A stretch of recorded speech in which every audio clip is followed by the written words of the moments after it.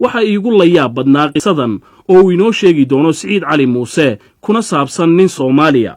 Siciid, bal hadda marka hore sheekada nooga dhac.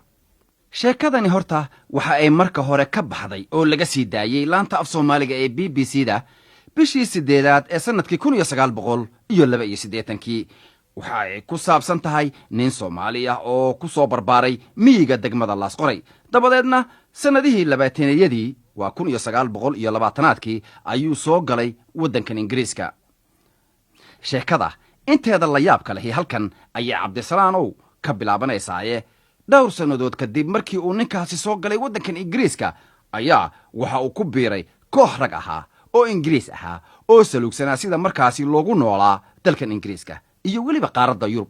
gaar ahaanna waxa ay kooxdaasi diidanayeen nidaamkii ku salaysnaa dawladaha ee markaasi jiray, iyaga oo qabay in adduunyada ay u baahan tahay hab cusub oo aanay jirin wax kala qoqoba amaba kala xidha dadka ku nool adduunka oo dhan. haddaba ninkaasi Soomaaliga ah oo la oran jiray Ibraahim Ismaaciil waxa uu kooxdaasi la noolaa muddo 5 sannadood ah. waxa uu kooxdii uu ka mid noqday uu uga warramay dhaqankii ay lahaayeen dadkii Soomaalida ahaa ee markaasi jiray, khaasatan kuwa reer miyiga ah. waxaana markii dambe sheekooyinkii Ibraahim Ismaaciil buug Faransiis ku qoran ka soo saaray nin u dhashay waddanka Belgium oo kooxdaasi madax u ahaa.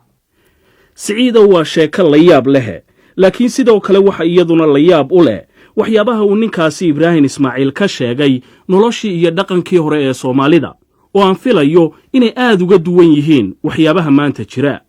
haddaba waa kan Maxamed Rashiid Sheekh Xasan oo inoo sheega qayb ka mid ah sheekooyinka laga hayo ninkaasi oo laga soo guuriyey buuggaas oo la qoray muddo imika laga joogo 77 sannadood.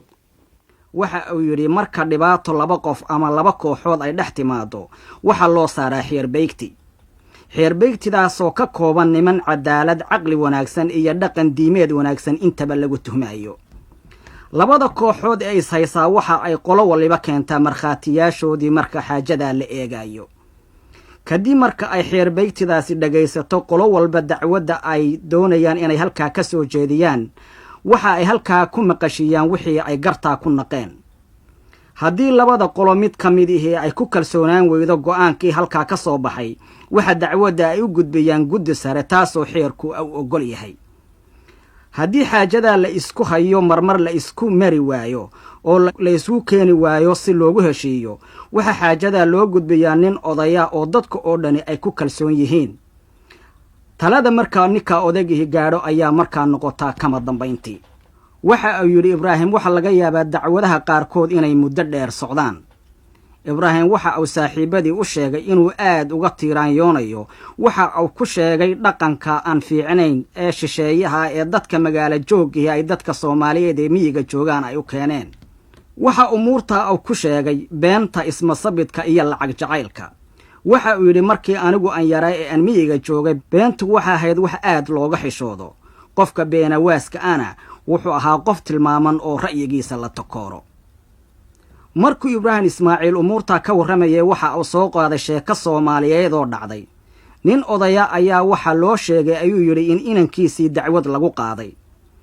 waxa ninkii odayga ahaa sheekada loo sheegay ay weydiiyey in inankiisii dacwadda ogolaaday markii lagu qaaday iyo in kale. waxa loo sheegay in inankiisii dacwaddii aqbalay uu ogolaaday. cabaar intii uu aamusnaa ayaa wuxuu yidhi allaylehe waa igu bannaan yahay. Ibraahim Ismaaciil wuxuu ka warramay in cadaaladdu ka mid tahay dhaqanka Soomaalida. waxa uu yidhi markii lacagta iyo dhaqanka magaaladu soo galay nolosha miyiga Soomaalida ayaa waxa baaba'ay dhaqankii hore ee Soomaalida oo aan laga aqoonin beenta iyo lacag jacaylka. Ibraahim Ismaaciil waxa uu hadalkiisii ku soo gabagabeeyay erayadan: haddii aan waddankaygii nolol ku gaadho ma hubo inaan si fiican u ladi doono, sababta oo ah urkutaalada aan ka qabo tacliin darrada dadkayga. waxa uu yidhi waxaan saaxiibadayow idinka warramay wixii aan ka xasuusnaa nolosha dalkayga iyo dadkayga, iyo waxa nolosha ilbaxnimada loo yaqaana nolosha xoolo dhaqatada Soomaaliyeed ay u keentay. waxa uu yidhi waxaan garashadiina ku dhaafayaa wixii idinla tahay nolosha dadka Soomaalidu iyo wixii aan idinka warramay waxa idinka cajabiya. Ibraahim Ismaaciil waxa uu yidhi waxaan tahniyadaynayaa dadka mufakkiriinta ah ee iyagu ka xoroobay midabka qoloqolada iyo qaranqaranka ee bili-aadmiga oo dhan u arkaya mid qudh ah kana shaqaynaya siday ugu noolaan lahaayeen nabadgelyo iyo jacayl.